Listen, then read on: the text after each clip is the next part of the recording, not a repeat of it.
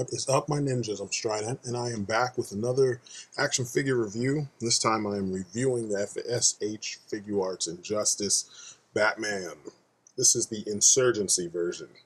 I was actually gonna shoot the review today and upload it either tonight or tomorrow, but last night I was talking to ODC, that's me, and he kind of long distance twisted my arm. Just kidding. I mean, from all the way from New York, he twisted my arm. This is a cool figure. I mean, I am a big fan of S.H.Figuarts. I mean, you guys know I love Japanese figures in general. But what I'm going to do here is I'm going to give you a very comprehensive, in-depth look at this figure with more detail than the other reviews I've seen. Because a lot of the reviews, people were wowed because this is not their normal comfort zone. They jumped in because it's Batman. With me, I've already been in this zone, and now Batman is kind of showing up in this zone, and I'm going to, as a Batman fan, you know, I'm going to test it against the best that are out there and show you what's up.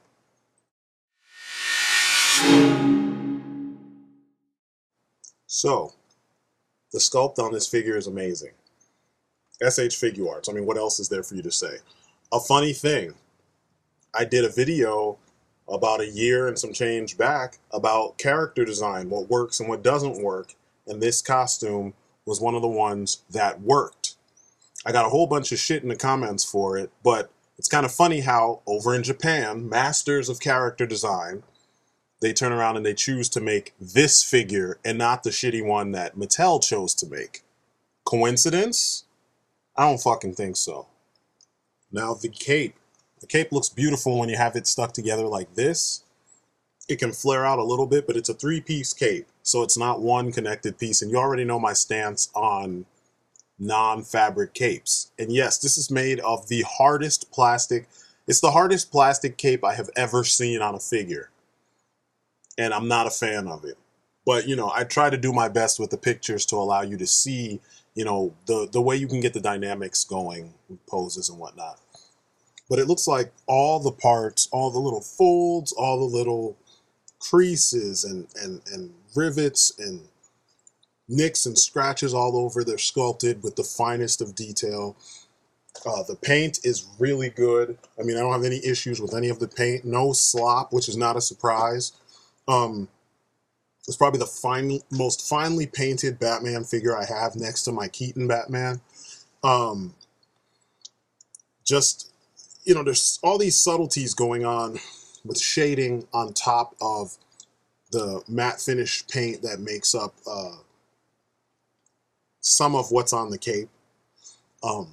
Same goes for the metallic parts. He has several metallic parts. The shins, shin pads, thigh pads, chest plate, and there might be some metal somewhere else in his back. But, I mean, he's armored up and it all looks good, and the paint is uniform. Even on the accessories, everything is painted to perfection, and I don't see any slop. I don't have many reasons to complain. One of the things that's really awesome about this figure is that, you know, and it's awesome with most S.H.Figuarts, it's the fact that a figure can have a really, you know, insanely detailed sculpt. And these guys find a way to engineer that articulation and the sculpt, you know, and everything to work together, you know. So, like, because Batman's a black suited, you know, it's all dark colors, blacks and grays, and, you know, in this case, he's got some gunmetal kind of silver on him. When you see a gap, the way that things are layered on his costume, depending on how he's lit, you get shadows covering up the gaps in his costume or in the sculpt. The regular head is cool. You know, I'm jumping around. Regular head is really nice, but this second head is even more awesome. This is actually what made me want this figure, because I don't remember this in the game. I never saw any artwork where he had this helmet. And then I saw this figure and I was like, shit, I have to get this. So, you know, seeing this kind of helps kind of, what's the word, bring everything full circle with the whole armor motif, because now he's fully armored. and it's freaking beautiful. The blue in the, his brow and the kind of light blue / white eyes, they kind of feel glowy. It just sets off the costume. It almost feels like there's blue light coming from those eyes and reflecting onto the metallic parts of the face mask. And I love it. I just don't know how else to put it. I love it. I mean, you guys are seeing this, right? I love the fact that the metallic parts kind of have this nice sheen to it, where it feels almost, I don't want to say prismatic, but it's like there are these little beads of I don't know, shiny prismatic paint. I don't know how else to describe it, but as you get up on the metal, there's this kind of, it's like little shiny granules of I don't know, reflective paint, or within the reflective paint. It's just nice. It gives a prismatic effect. It really looks good. You know, it's stuff that I've never seen on a Batman figure before, and it really works. You can kind of see it in this. It's really nice, shiny metallic paint. I guess that's really what I'm going for, but you can see that little texturing of the smaller, you know, reflective granules that give it that look like it's been worn to some degree, you know? The chest plate, that's an amazing chest plate. It looks like riot gear, essentially. And like I said, I'm not a big fan of Injustice, but I like everything that I'm seeing with this costume. And, you know, there's things I like more and less, you know, like like everyone has pointed out, and I'll get to it in a second, but let me stop sidetracking myself. The belt looks good. It's a black and silver belt. That's pretty nice. I've never really seen Batman with that, but it makes sense, you know, as opposed to a yellow belt. The spines, really well done. They're extremely sharp. But like, you see all the scratches and whatnot. You can tell he's been blocking things with these gauntlets. The same goes for his shin guards. And these shin guards are die cast. The little piece above his foot that covers, like, you know, the instep is kind of, it's plastic. His utility belt. Both sides have those two pockets, and there's smaller ones in the front. It's identical. The back is left open. I think probably there must be magnetic pieces or something like that. There, you know, in the game, there'd be pieces that he can clip things to. The figure itself doesn't have anything that you can clip to the back portion of it. The knuckles on his gloves, it's like those Nomex, you know, gloves that you see all the time now. They look good. You know, they've got the little knuckle dusters, and then the padding on the back of his hand. It just looks right. It just sets off the whole entire design. It just sets it off. It looks good. The cowl is different. It's like a combination of the Keaton, you know, Batman '89 cowl, and the newer ones from the Nolan films with the clips that hold the cape underneath the actual mask itself. Just a lot of really awesome details that you don't normally find on Batman figures. And like I said in my video about character design, this works. That other one where it looks like striations of muscle and weird lines and swoops and things that don't follow the Batman aesthetic, that sucked. This is good, and here's the proof. Okay, articulation is real simple. This is standing straight. Head moves to the left and the right with no problems. He can also look up and down really well because the neck itself is one joint, and then, you know, there's a ball socket there, and then there's a ball socket at the top too. Segmented neck. Arms move up at the side about this far. The shoulder pad is not much of a hindrance, but the cowl, the cape and cowl are. Double jointed elbows. There is a glove swivel, as well as a I forgot the extra shoulder joint. The shoulder pads are similar to what I showed you guys with Kaiser, and a lot of the figures, the S.H.Figuarts figures, are like this. You know, you have the independent shoulder pad that moves out of the way so that you can move it up and down. The wrist gauntlet, it can twist. So you get a twist at the wrist for the hand, but the gauntlet itself is independent and can swivel, you know, forwards, backwards, whatever. The hand, it's a swivel and an up and down joint. And depending on how you swivel the two things against one another, you can get an in and out or an up and down. You've got torso movement from side to side. You've got the front and back, so you can kind of, ab crunch, and you can lean back. And it's kind of a segmented, like, three-piece thing. You've got the upper torso, the middle torso, and the lower torso. And you get some good movement with that. The neck is the same way, like I said before. It's that double neck piece. The neck itself is on a dumbbell, and the head is on another dumbbell at the top, or barbell at the top and at the bottom. His knees can go up at that much, and if you want it to go up further, you do the classic S.H.Figuarts where you pull down the leg, and then it extends it, and then when you push it up, it'll fill in that space, allowing you to lift the leg higher.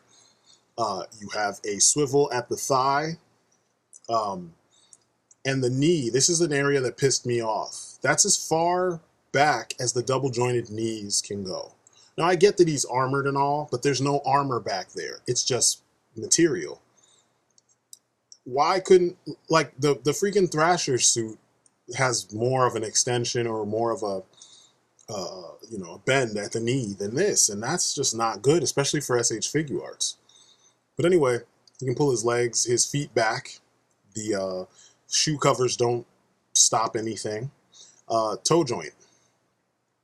So he's got a lot of movement in the toes. He's got the ankle pivot and the up and down, motion. So you got a good sickle foot for kicks, which looks good when he's hitting someone. It makes the kicks look more believable, especially if you're a martial arts fanatic. You know that if Batman is fighting someone, it needs to look like he knows what he's doing.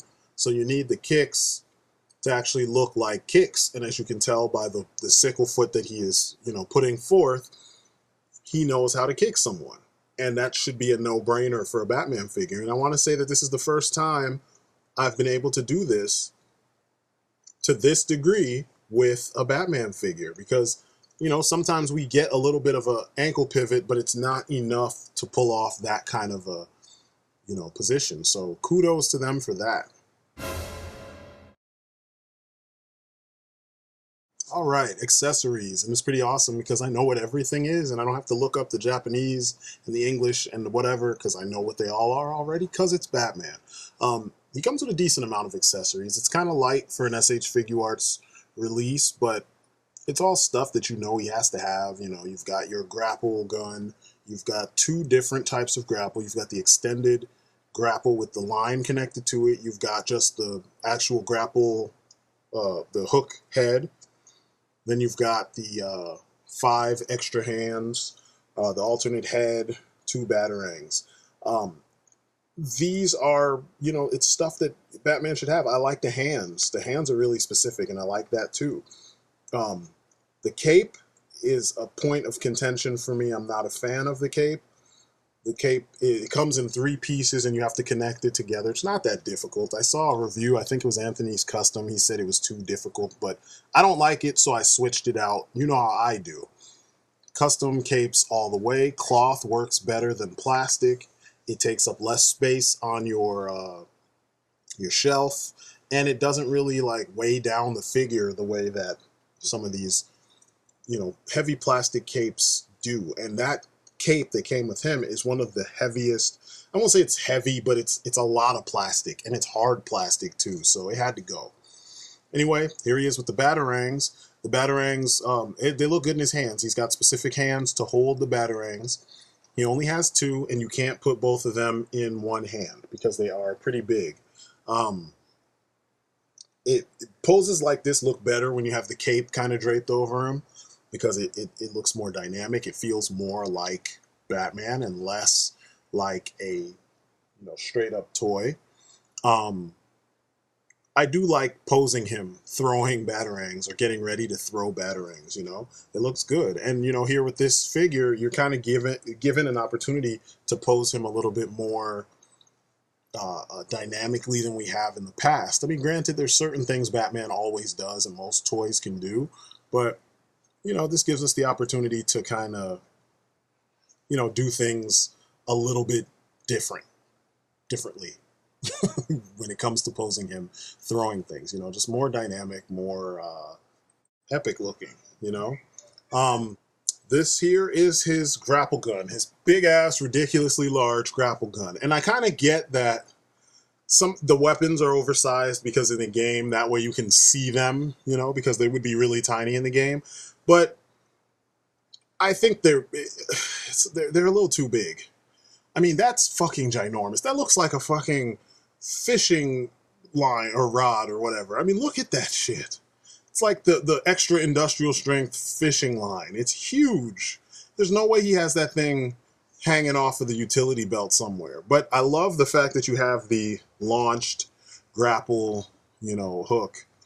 That's pretty dope. I like that. And it looks good in setups. It's got a nice bendable wire that's fairly light but strong enough to stay straight or, you know, hold whatever position you put it in to look like he just launched it off. I'm going to try to get it spiraled at some point, and then I'm going to leave it like that because I think that would just look better.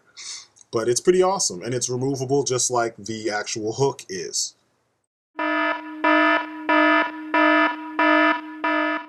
All right, things that you should look out for. All of the edges on this figure, all of the points are extremely sharp. I mean, I tried to switch his head and the horns stabbed into my finger and was hanging from there, was stuck in my finger. The spines on his gauntlets, extremely sharp. The cool thing is that they're kind of on an angle. The edges of the batarangs, the grapnels, and the you know, the horns on the other head too. Extremely sharp. So do not give this to a kid unless this kid is like used to collecting shit that you need to be careful when you play with or careful when you pose, because he's Batman. Kids will want to play with him. The cape is the same way, which is another reason why I switched it. The spines on the bottom of the cape are extremely sharp, and in general the cape to me just sucks. Anytime you give collectors or, you know, customers freaking, you know, hard plastic or rubber, heavy rubber capes or whatever, or rubberized plastic capes, you're taking away from the experience of having a toy that comes with a cape. I mean, the old Superpowers figures had those clip-on capes. You could blow them in the wind and make them look heroic. It should be no different now. You know what I mean? Mafex gave their Batman a cloth cape. NECA gave their Batman a cloth cape at both sizes. It just should be a standard by now that we have cloth capes with our superheroes. It just should be like that, you know? The next order of business is the batarangs. These are the most ridiculous batarangs that a figure of this detail with all the scaled down everything should ever have. I don't care that in the game they're oversized so you can see them. This is the fully realized version of the character in 3 dimensions so that we can see what the gear is supposed to look like in real life. Where the fuck is he gonna hide those batarangs? You know what I mean? Like, all his weaponry is just too big. And I get it.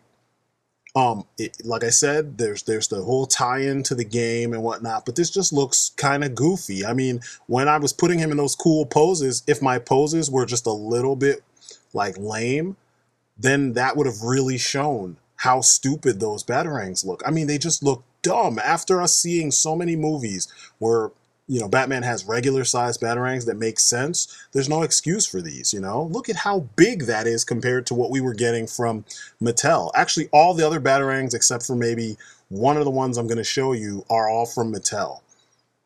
It's between Mattel and NECA, but like, they should be like this. That looks about right. That looks like the size that he could throw and stab into someone or into their clothing and have them stuck up against the wall or something, you know, because it looks like it would be heavy enough and knife-like enough to do that. They're the ones that came with the original, you know, DC Superheroes Batman. That one right there, you can hold the edges and slide down a line with them. And it's not too big. It's long, but it's not too big and bulky. And that thing, if it could fold, you could see it disappearing. I mean, Batman is a ninja. The whole point is that he's supposed to have weapons that he can conceal fairly well. Why would you give him all these weapons that just don't make sense, you know, with the overall design? There's the Keaton Batarang. That one folds up, and it looks already at the size it is, folded open. It looks like it's the right size. That's the way it should be. Yeah, I don't get why they didn't make smaller Batarangs, or even the freaking Terry McGinnis Batman Beyond style Batarang. That looks perfect for this figure. I don't know why they wasted the plastic making them so awkward and large, you know? Um, it just, that's a part that has to change, and it just seems stupid the more I look at it, and it detracts from what is a pretty masterfully done figure for the most part. You can't even put two of those giant things in his hands, but you can with most of the Mattel ones, you know? And I didn't even grab the Capullo series ones, which are really tiny, and I could probably put, you know, 3 or 4 of them on one of his hands. So, you know, yeah, that is a fail on their part. And then there's the grapple gun itself. It's too fucking large. Like I said before, it looks like a fucking fishing rod. No. There's no fucking way Batman, the most tactical mind on the Justice League, one of the most prepared superheroes, is going to carry that when we have all these other options. Why did they even go that route?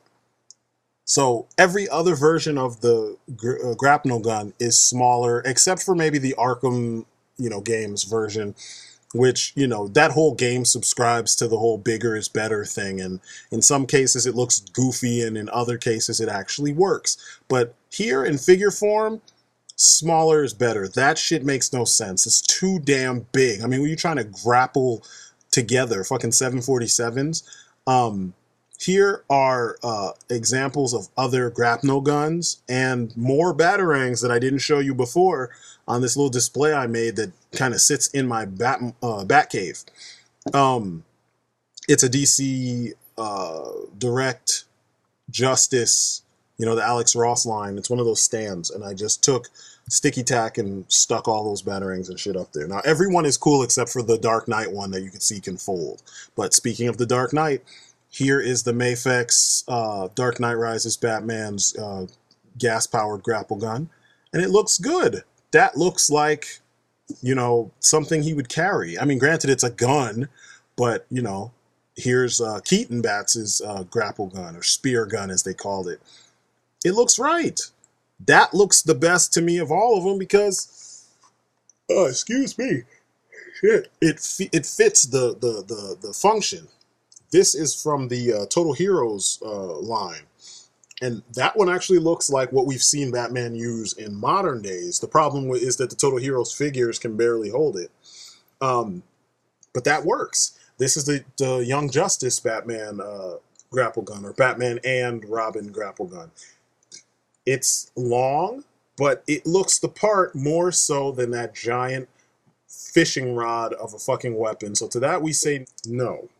And Batman will drop the mic because it's enough said. That should not be. You can't weigh him down with the accessories, but then design the shit out of the figure. So, you know, end of that discussion.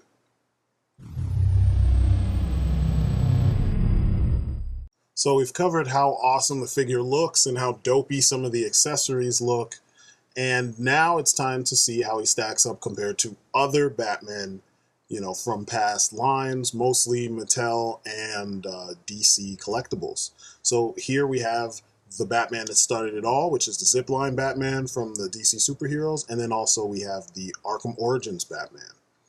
Next we have the Keaton Bats from NECA, and we have the Batman Legacy Batman. And you can see the NECAs are always a little taller, but here he is next to my custom Bruce Wayne, which is a DC Collectibles mashup of figures. And you can see that he is more akin to DC Universe Classics than he is to anything else. So it's a decent size, and usually S.H.Figuarts are way smaller. Here he is compared to the DC Universe Classics Joker, and they're not really that far off. So there you go. So the bottom line is, this is a well done figure. There's some things to look out for. There are areas that it's not necessarily the greatest, but if you're a Batman fanatic, a Batman fan, this is one that you need to get. You know what I mean? It's just, it's the best overseas version of a 6-inch scale Batman that we've gotten so far. It kicks the shit out of the Mafex Batman, which I am going to review pretty soon. I'm actually shooting that review right now. It holds together. It's more durable. even the parts that typically would be flimsy on an S.H. Figuart, like horns and, you know, protrusions and stuff, they're actually not horrible. They don't bend and fall off immediately, you know, and I played with him and, you know, nothing happened, you know, nothing broke off. So, you know, and then, you know, this head that everyone hates so much, it's not horrible. It's not the greatest, don't get me wrong, but the way it's smooth and swooshes around and it's real organic is really cool. And, you know, it follows the Bale version of Batman's design a lot. The way it cups his entire mouth, you know, like the jaw isn't hanging out; it's actually completely, you know, encapsulated, so to speak. The armor itself, even though it's riot gear, so this is kind of like, you could tell almost this would be older armor or like backup armor. You know, this isn't as high tech as the shit that he regularly would be wearing. It still looks good. He looks prepared. It looks like, you know, heavy street sweeping Batman. He's going nuts on, you know, shit going on in the streets. I've tweaked my Batmobile so that all my Batman can fit in there just about. But this one could fit in there if you position him the right way with no problem. So, you know, and that's the Blast Lane Batmobile. So and he looks good in it too. You know, it's mostly black. It's got the red accents all over it, but it looks good. And I don't have any issues with it at all. It's always good when your figures have they can achieve multiple uses, or you can achieve multiple uses with your figures. You know, you want all your Batmen to do some certain things because Batman has a whole list of things that go along with him as a character. So, you know, you want to be able to put him in your Batmobile. You want to be able to pose him in your Batcave setups. You want to be able to, you know, have him stand next to your Batmobiles and not look way off scale, because I know so many people are so OCD about scale, quote unquote. Most toys are general when it comes to scale. There's few lines that really pay attention to it the way that the Japanese figures do. Some of my pictures, I play on the fact that scale is general in American figures, and I can pull off shots that most people won't think to do because the scale, I can see this and I see it, that the scale is kind of relative, you know? Obviously, some figures can't fit in certain vehicles based on their size, but, you know, overall, some figures look really nice sitting next to certain vehicles or sitting with certain vehicles and such. So, you know, it's all a matter of preference. This figure, though, he's a very nice looking figure, especially with a cloth cape on him. His articulation is probably the best of all the Batman figures that we've gotten. I don't know much about the Mafex Batman 2.0 because I'm assuming his joints don't come out. I mean, that would be awesome if that was the case. Yeah, this is a quality figure, you know, through and through, quality figure, lots of posing options. If you are clever, like what I did here with this cape, and the cape's not even glued on or anything. If I do glue it on, I want to glue it on top of the cowl so it looks like it's part of the cowl as opposed to underneath it, where the shoulder protrusions are kind of just sticking back and the cowl, back of the cowl is sticking back. But there's a lot of options here. It's a good figure. If you see it, pick it up. If you can get him for a decent price, pick him up. I got mine for about 56, 57 bucks, and I didn't have any issues with him. Everything worked. He came with all the parts.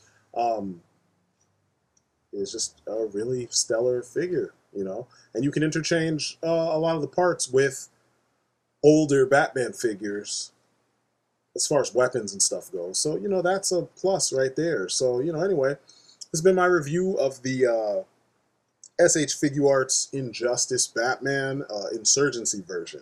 I think it's a stellar figure. It definitely has its flaws, but it's worth it, you know. So that's my story, and I'm sticking to it. I hope you guys enjoyed, and I will thank you for watching, and I'll see you on the next video. Peace outside.